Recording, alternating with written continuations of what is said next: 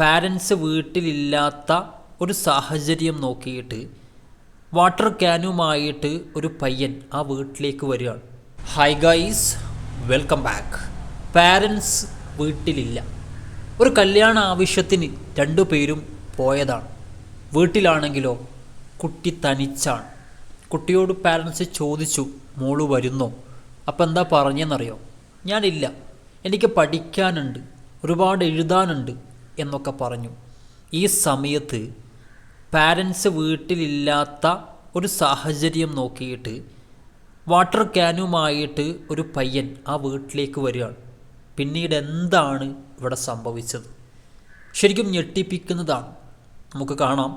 എല്ലാവരും ലൈക്ക് ചെയ്തിട്ട് കാണാൻ ശ്രമിക്കുക. മാക്സിമം ഗൈസ് വീഡിയോ ഷെയർ ചെയ്ത് കൊടുക്കുക. എനിക്ക് തോന്നുന്നു സ്വന്തം മകളെ പോലും വിശ്വാസമില്ലാത്തത് കൊണ്ടായിരിക്കാം അച്ഛൻ ഒരു പണി കൊടുത്തത്, ഒരു CCTV ആ ഒരു ഹാളിൽ വെച്ചത് അതുകൊണ്ടായിരിക്കാം. എനിവേ, നമുക്ക് നോക്കാം എന്ത് സംഭവിച്ചു എന്ന്. ലൈക്ക് ചെയ്ത് കാണാൻ ശ്രമിക്കുക. മാക്സിമം ഗൈസ് വീഡിയോ ഷെയർ ചെയ്ത് കൊടുക്കുക. ആ കുട്ടി പഠിക്കാനുണ്ട്, എഴുതാനുണ്ട് എന്നൊക്കെ പറഞ്ഞിട്ട് അവർ പോയ സമയം നോക്കിയിട്ട് TV ഓൺ ചെയ്യുകയാണ്.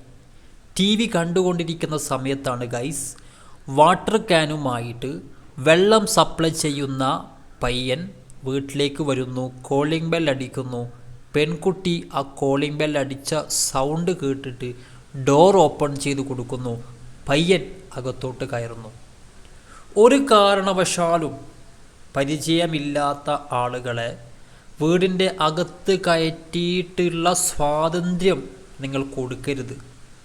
എന്തുദ്ദേശം വെച്ചുകൊണ്ടാണ് അവർ വന്നത് എന്ന് നമുക്കറിയില്ല. സ്ട്രേഞ്ചേഴ്സായിട്ട് കൂടുതൽ ഇടപഴകി കഴിഞ്ഞാൽ ചിലപ്പോൾ മുട്ടൻ പണി നിങ്ങൾക്ക് കിട്ടും. ഇവിടെ എന്താ സംഭവിച്ചെന്നറിയോ? അതായത് ആ കുട്ടി ക്യാഷ് എടുക്കാൻ പോയ സമയം നോക്കിയിട്ട് ആ പയ്യൻ ആ ടേബിളിലുണ്ടായിരുന്ന ആ കുട്ടിയുടെ മൊബൈൽ ഫോണ് എടുത്ത് പോക്കറ്റിലിട്ടു. ആ ഷെൽഫിൽ ക്യാഷ് ഉണ്ടായിരുന്നു, അതെടുത്തിട്ട് പോക്കറ്റിലിട്ടു. ആ കുട്ടിയുടെ വിലപിടിപ്പുള്ള വാച്ച് ഉണ്ടായിരുന്നു, അതും എടുത്ത് പോക്കറ്റിൽ ഇട്ടു. അങ്ങനെ വിലപിടിപ്പുള്ള സകല സാധന സാമഗ്രികളും പയ്യനെടുത്തിട്ട് പോക്കറ്റിൽ ഇട്ടു ഗൈസ്. ഇതാണ് പറയുന്നത്, ആരെയും വിശ്വസിക്കരുത് എന്ന്, അല്ലേ? കുട്ടി അകത്തു പോകുന്നു. ആ വെള്ളത്തിൻ്റെ പൈസ എടുത്തു വരുന്നു. തിരിച്ച് ആ പയ്യൻക്ക് കൊടുക്കുന്നു. ക്യാഷ് വാങ്ങുന്നു.